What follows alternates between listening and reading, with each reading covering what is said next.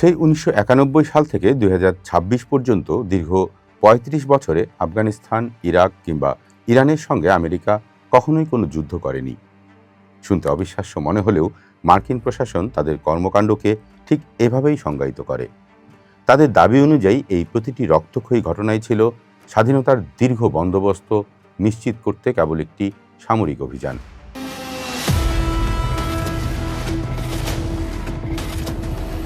উদাহরণস্বরূপ বলা যায়, ইরাকের সাধারণ মানুষের জন্য গণতন্ত্র ও মুক্তি আমদানির পথ সুগম করতেই ২০০৩ সালে সাদ্দাম হোসেনকে হটিয়ে তথাকথিত স্বাধীনতা রক্ষার অভিযান চালিয়েছিল যুক্তরাষ্ট্র। সঙ্গে ছিল তাদের কিছু সহমত পোষণকারী মিত্র রাষ্ট্র। অন্তত আমেরিকা আর তার বন্ধু দেশগুলো এসব নগ্ন দখলদারিত্বকে যুদ্ধ বলতে একেবারেই নারাজ। তারা অত্যন্ত গালভরা নানা নামের মোড়কে যুগের পর যুগ এসব আগ্রাসন চালিয়েছে। আমেরিকা তাদের আফগান ধ্বংসযজ্ঞের নাম দিয়েছিল অপারেশন এন্ডিউরিং ফ্রিডম এবং ইরাক আগ্রাসনের কেদাবি নাম দিয়েছিল অপারেশন ইরাকি ফ্রিডম। এর পাশাপাশি অতি সম্প্রতি ইরানের সঙ্গে হওয়া রক্তক্ষয়ী সংঘর্ষের নাম প্রেসিডেন্ট ট্রাম্প দিয়েছিলেন অপারেশন এপিক ফিউরি, বাংলায় যার অর্থ দাঁড়ায় তাণ্ডবের মহাকাব্য।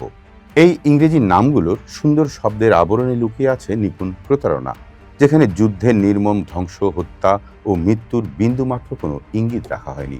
এমন কৌশল গ্রহণের মূল কারণ হলো আমেরিকা আনুষ্ঠানিক যুদ্ধ ঘোষণা না করেই সম্পূর্ণ নিজের খেয়াল খুশি মতো সারা পৃথিবীতে সামরিক শক্তির মহড়া চালিয়ে যেতে পারে।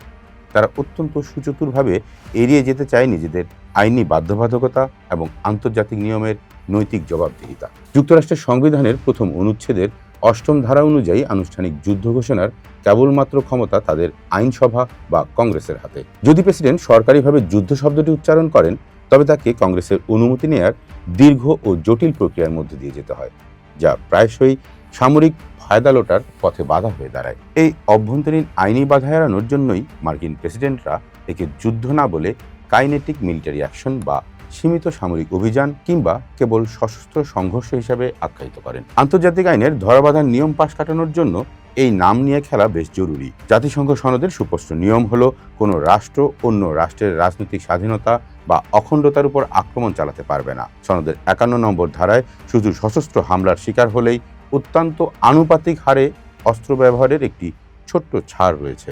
ঠিক এখানেই আমেরিকা এবং ইসরায়েল এক নতুন যুক্তির অবতারণা করেছে। তারা সম্ভাব্য বা আসন্ন হুমকির মিথ্যা অজুহাত তৈরি করে প্রত্যাশিত আত্মরক্ষার সাফাই গায়। তাদের দাবি, এই হামলাগুলো নেহাতই সীমিত এবং প্রযুক্তিগত পদক্ষেপ এবং নিখুঁত সার্জিক্যাল স্ট্রাইক, অথচ এর ফলাফল সর্বদা মানব ইতিহাসের ভয়াবহ গণহত্যা ও লাখ লাখ নিরপরাধ মানুষের দেশ ত্যাগ। নামকরণের এই সূক্ষ্ম চাতুরি দিয়ে ধ্বংসলীলাকে অত্যন্ত মানবিক মুক্তি কিংবা অধিকার আদায়ের পদক্ষেপ বলে চালিয়ে দেওয়া হয়। মাদকের বিরুদ্ধে যুদ্ধ অথবা সন্ত্রাসের বিরুদ্ধে যুদ্ধের নামে লাতিন আমেরিকা বা এশিয়ায় নিজেদের সামরিক উপস্থিতি বৈধ করার প্রক্রিয়াটি এর একটি জ্বলন্ত দৃষ্টান্ত। এর ফলে তারা বিশ্বের যে কোনো জায়গায় বিরোধীদের সহজেই সন্ত্রাসী তকমা দিয়ে নিঃশেষ করে ফেলতে পারে। সাধারণ মানুষ ভাবতে শুরু করে এটি ন্যায়ের পক্ষেই একটি প্রয়োজনীয় লড়াই। আবার বিশ্ববাসীর সামনে যখন একটি নগ্ন হামলাকে সামরিক অপারেশন বলে প্রচার করা হয়, তখন তার বিপক্ষে কার্যকর গণসংহতি গড়ে তোলাও অত্যন্ত কঠিন হয়ে দাঁড়ায়। অবশেষে বলা যায়, এই যুদ্ধে সাধারণ মানুষেরই কেবল সম্পদ আর জীবন বিপন্ন হয়। বিশ্বে কথায় আছে, নামে কি এসে যায়। কিন্তু বিশ্ব রাজনীতিতে পরাশক্তি আর সাম্রাজ্যবাদীদের নির্বাচিত কোনো শব্দই আসলে কখনো নিরপেক্ষ হয় না।